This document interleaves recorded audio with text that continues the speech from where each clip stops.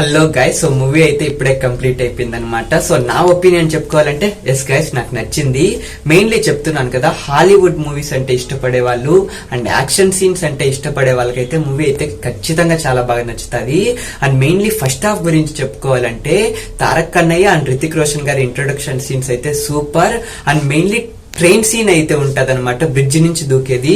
ఆ సీక్వెన్స్ అయితే చాలా బాగుంది. బ్యాక్గ్రౌండ్ స్కోర్ అయితే చాలా బాగా వర్క్ అయింది అనమాట అక్కడైతే. అండ్ మెయిన్లీ నాకు బాగా నచ్చింది ఎక్కడ అంటే సినిమా ప్రీ ఇంటర్వెల్ లో అయితే తారక్ అన్న అయితే ఒక ట్విస్ట్ ఇస్తాడు. అప్పటి నుంచి సినిమా ఇంకా వేరే లెవెల్లోకి అయితే వెళ్ళిపోతుంది అనమాట. అండ్ ఇంటర్వెల్ తర్వాత తారక్ అన్న ఇది రితిక్ రోషన్ గారివి సో చిన్నప్పుడు సీన్స్ అయితే వస్తాయి. చాలా ఎమోషనల్ గా పర్ఫెక్ట్ గా అయితే చూపించారు స్టోరీకి తగ్గట్టు.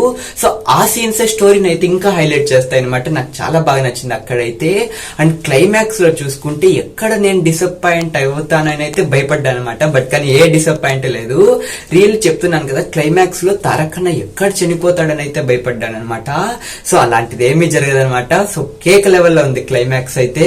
చెప్తున్నాను కదా, మామూలుగా హీరోస్ కి ఇంట్రొడక్షన్ సీన్స్ కి విసిల్స్ క్లాప్స్ ఎలా పడతాయో థియేటర్ లో, సో క్లైమాక్స్ సీన్స్ కి అయితే దానికి డబుల్ ట్రిపుల్ లెవెల్లో ఉందన్నమాట రితిక్ రోషన్ గారు అండ్ ఎన్టీఆర్ అనేది.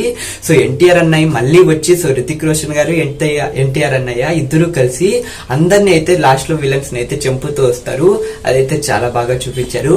అండ్ మెయిన్లీ డైరెక్షన్ అయితే చాలా బాగుంది గైస్. విఎఫ్ఎక్స్ అయితే కేక లెవెల్లో చేశారని చెప్పుకోవచ్చు.